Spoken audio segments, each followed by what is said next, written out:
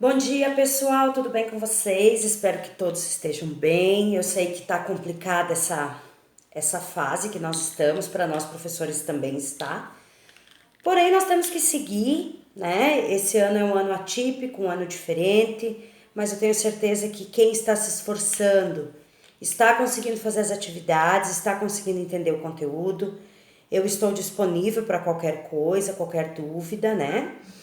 E gostaria também de parabenizar todos os alunos que estão entrando na plataforma, estão fazendo as atividades, principalmente as atividades avaliativas, que é para a nota de vocês, e dizer que os outros que não estão, que o façam, porque a gente não sabe ainda quando voltaremos para a sala de aula e não sabemos também né, até quando isso vai. Não sabemos como será esse ano. Então, assim, não percam a oportunidade. Vocês têm a chance de fazer num horário que vocês possam. Utilizem o sábado e o domingo. Utilizem o tempo que vocês estariam na escola para trabalhar com as atividades da plataforma. Essa semana nós vamos trabalhar uma outra atividadezinha, uma matéria nova, que se chama Question Words, tá? E ela também tem outros dois nomes. Ela também é conhecida como Interrogative Words, que são question é pergunta, words, palavras. Palavra utilizadas na pergunta. Ou Interrogative Words, palavras interrogativas. Ou ainda muitos conhecem como WH Question. Por que WH? Porque vocês podem perceber que a maioria delas aqui começa com WH, com exceção do how, que começa só com H, tá? Então vamos lá para o entendimento. Vocês têm aí também essa atividade, né, essa matéria na folha que eu enviei para vocês.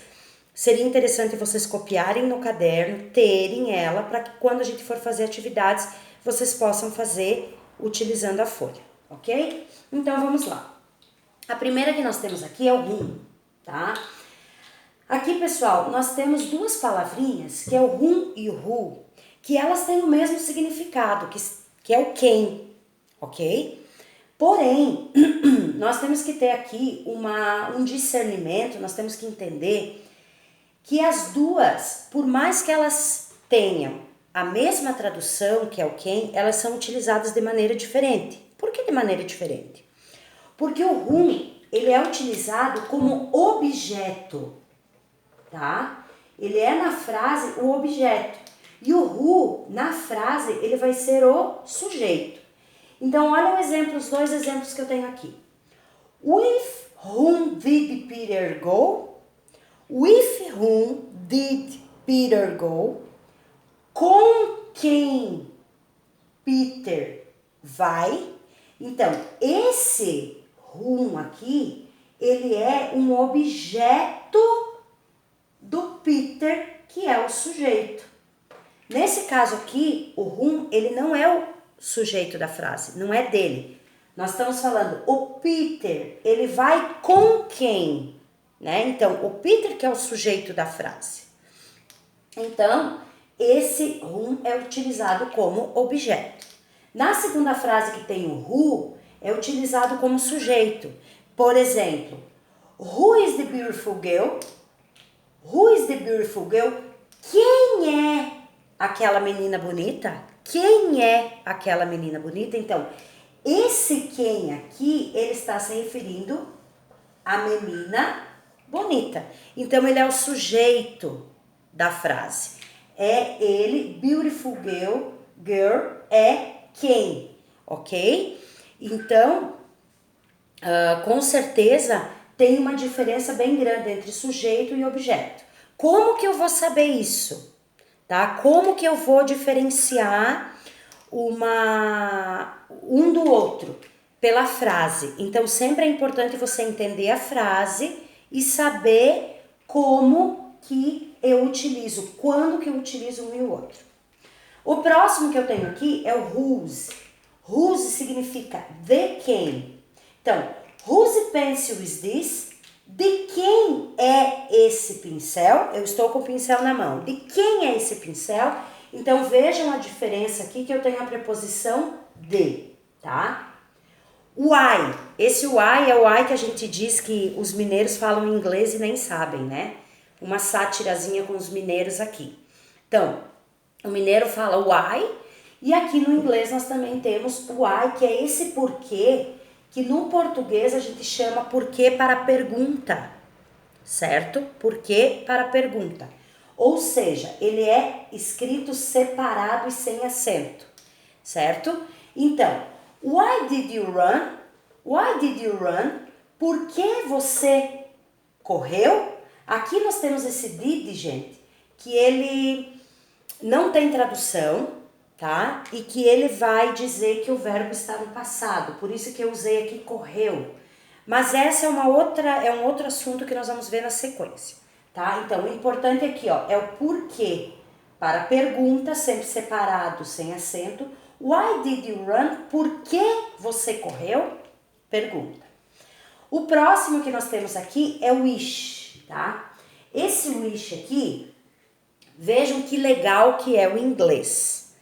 Uma palavrinha, ela equivale por duas em português. Aqui embaixo também, uma palavrinha, ela equivale por três. No português a gente tem muitas vezes o plural, o singular, o feminino, o masculino. No inglês não existe isso. É uma palavra só que equivale para mais de uma do português. Então, which aqui seria: which of the whose man is your father? Qual desses homens é seu pai? Então, which of those men is your father?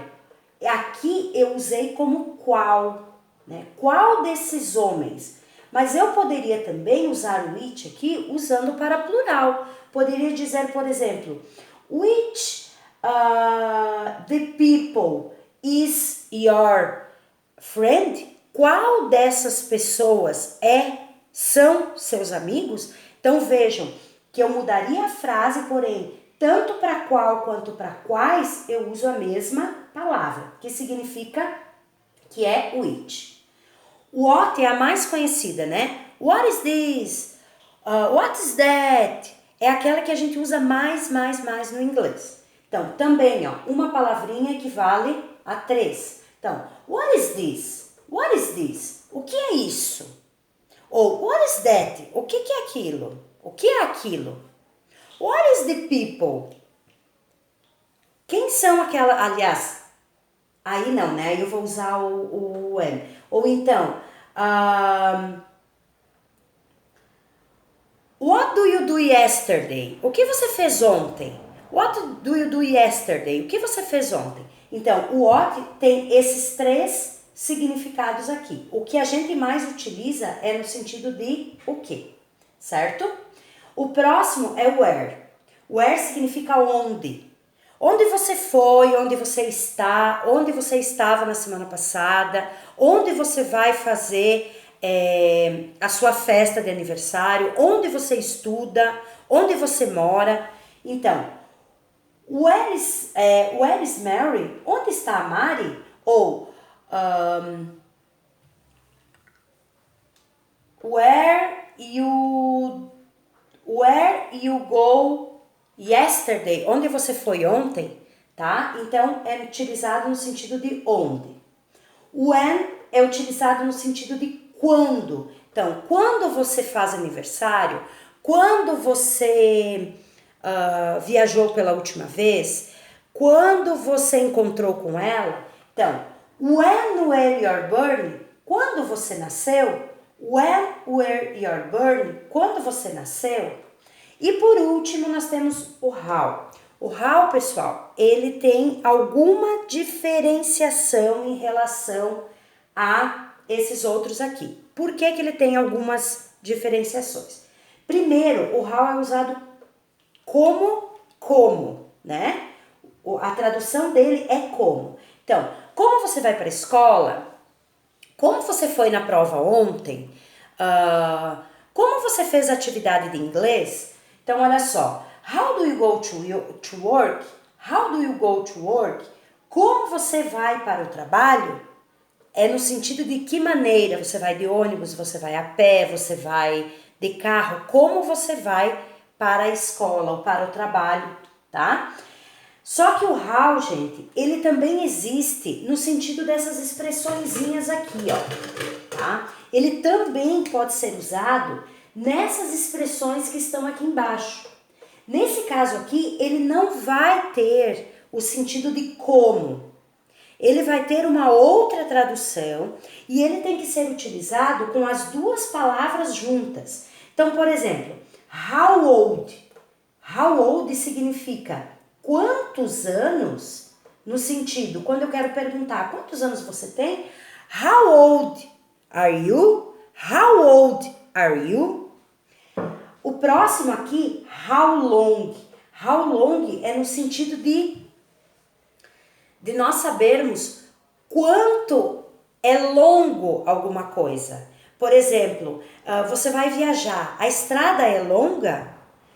Ou então, você tem sei lá, um caminho, tá? Esse caminho é longo, tá? Então é no sentido aqui, ó, de quão longo. Só que em português, gente, a gente não vai traduzir desse jeito. Mas então, professora, como que eu vou traduzir? Vai depender do contexto, né? Porque se você colocar lá o pé da letra no Google, ele vai te dar essa tradução. Mas não é exatamente essa tradução que você vai utilizar na hora que você vai colocar na frase traduzido do inglês para português, tá? Mas vai depender do que? Da frase que você tem. O próximo, how far. Far significa longe. Então, quanto longe é a casa de sua avó? Quanto longe? Claro, gente, do mesmo jeito que esse, você não vai traduzir desta maneira. Mas a tradução ao pé da letra seria essa. É longe a casa de sua avó? Quanto é longe a casa de sua avó, né? Segundo, how many e how much. How many, aqui ó, é no sentido de quantos. Quantos. How many books you have? Quantos livros você tem? How many chairs in the classroom? Quantas cadeiras tem na sala de aula? E how much significa quanto, tá? Quanto daí no singular. How much is this? Quanto custa isso? Esse how much, gente, você sempre vai utilizar quando você for numa loja comprar alguma coisa e você quer saber o preço, tá? Então, quanto custa? How much is this? How much is this blouse? Quanto custa essa blusa? How much is that chair? Quanto custa aquela cadeira? Tá? Então, vamos repetir aqui, ó. Whom, quem, para objeto. Who, quem, para sujeito. Whose, de quem. Why, por quê. Which, qual ou quais. What, o que ou qual. Where, onde. When, quando. How, sozinho aqui, ó. O how sozinho significa como. How old, quantos anos. How long, quão longo. Quanto longo é o caminho, por exemplo. How far, quanto longe é o caminho. How many, quantos. E how much, quanto.